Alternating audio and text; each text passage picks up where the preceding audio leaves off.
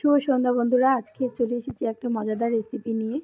আজকে করছি fried rice. এই দেখো আমার চকোবুড়ি, তার জন্য বিনস, গাজর, মটরশুঁটি সব ছাড়িয়ে নিয়েছি, 3টে ডিম নিয়েছি, টমেটো পেস্ট, চিকেন করার জন্য এখানে আমি চিকেনটা ধুয়ে নিচ্ছি।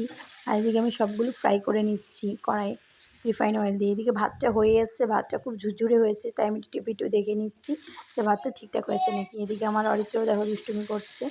প্রত্যেকটা ফ্রাই করে নিয়েছি। আর এদিকে আমি মাংসটার মধ্যে আদা রসুন পেস্ট, লবণ আর একটু সামান্য হলুদ, লঙ্কার গুঁড়ো, অল্প জিরের গুঁড়ো দিয়ে আগে ম্যারিনেট করে রাখছি, কিছুক্ষণ মেখে রাখছি। আর এদিকে 3টে ডিম হালকা লবণ দিয়ে আমি ভেজে নিচ্ছি, ঝুরঝুরি ডিম ভাজাগুলো করে নিচ্ছি। আর দেখো এদিকে আমি বেরেস্তার জন্য বসিয়ে দিয়েছি, বেরেস্তা হবে এটা। চিকেনটা মেখে রেখেছিলাম আগে, এবার ঘি দিয়ে আমি ফ্রাইড রাইসটা করে নেব।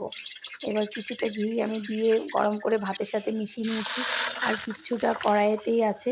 এক এক করে ভাত, সব সবজিগুলো দিয়ে লবণ চিনিটাকে আমি গুঁড়ো করে নিয়েছিলাম, সেগুলো ভালো করে দিয়ে এপিট ওপিট করে খুন্তির সাহায্যে করে নিচ্ছি। আর এদিকে মাকে টেস্ট করার জন্য দিলাম, মা বললেন খুব ভালো হয়েছে।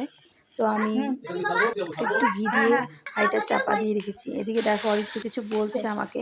আর এইভাবে আমি চিকেনটা করে নিচ্ছি। সাদা রিফাইন তেলটা, যে বেরেস্তার তেলটা ছিল, ওটার মধ্যে আমি চিকেনের সব মশলাগুলো দিয়ে দিচ্ছি। মশলাটা কিছুটা ভাজা হয়ে এসছে, এখন আমি দিয়ে দিচ্ছি টমেটো পেস্ট।